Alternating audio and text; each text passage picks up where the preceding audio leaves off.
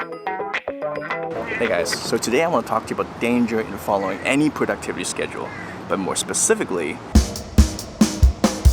so for 2 years every day, the schedule looks like this.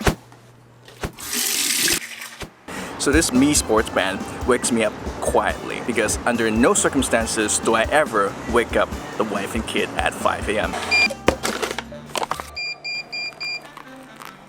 So no social media allowed, just a cup of coffee and addressing my powerful goodness.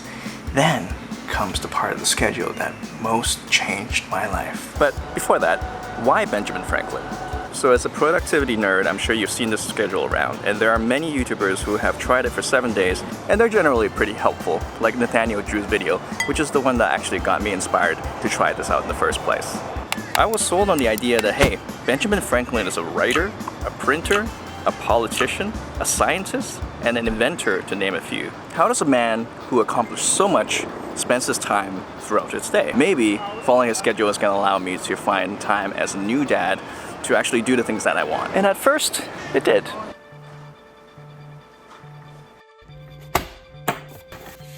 Basically, there's 3 parts to his schedule. There's the morning, lunch, and evening. And in between them, there's 4-hour work blocks. In the morning, from 5 to 8, it's all about setting the intention of the day. Breakfast and study, which we'll talk a little bit more about later. Then there's the 4-hour work block, which is my day job. Then from 12 to 2, it's all about taking a break from work to do some reading and what he calls overlooking his account. So some admin work that isn't necessarily fun, like expense reports and making phone calls. And I don't have a 2-hour lunch, so I apply this principle to my day job for the first hour back. Then there's a 4-hour work block, followed by an evening routine that is a bit more open-ended. But in any case, the evening begins by putting things back where they belong. And then afterwards, dinner, and then you get to choose between music, diversion, and conversation. Music sounds to me like any sort of passive entertainment like Netflix or YouTube. Diversion, I think of if there was any sort of distraction that you've been drawn to throughout the day, now is the time that you can follow them up. So in the evening, there is no guilt in downtime, which is one of the reasons why I love the schedule and why I got started in the first place. Work-life balance. It's scheduled in, and that's huge because I'm the type of person that feels bad for not working all the time.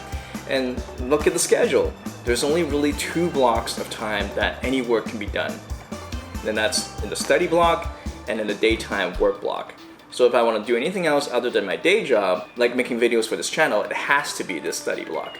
Which is helpful because I'm always the kind of person who is distracted by thoughts of, oh, maybe I'll make a game, maybe I'll do some 3D illustration, or maybe I'll make a website.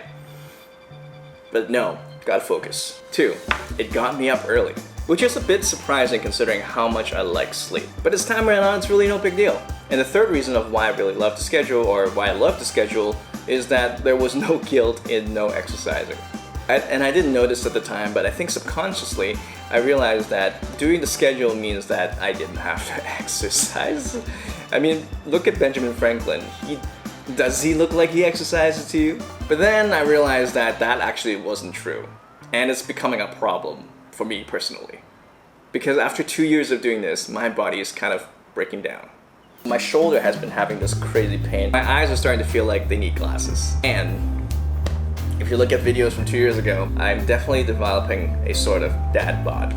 So I knew something has to change. But instead of quitting the schedule outright, I went back to reread the self-written biography by Benjamin Franklin. This daily schedule was actually pulled out from there. I wanted to know if he addressed this health issue in any way, and I just maybe forgot about it. And this time reading it through and doing a bit more research, I realized I was probably looking at this all wrong. And here are 3 takeaways that I hope can save you some pain and some confusion as well. First of all, this was part of a bigger system of how he was trying to build moral character in himself. He had listed these 13 virtues that he thinks is important for him to actually be the best human being that he can be. Like temperance, which means to eat not to dullness, drink not to elevation. That's a little hard.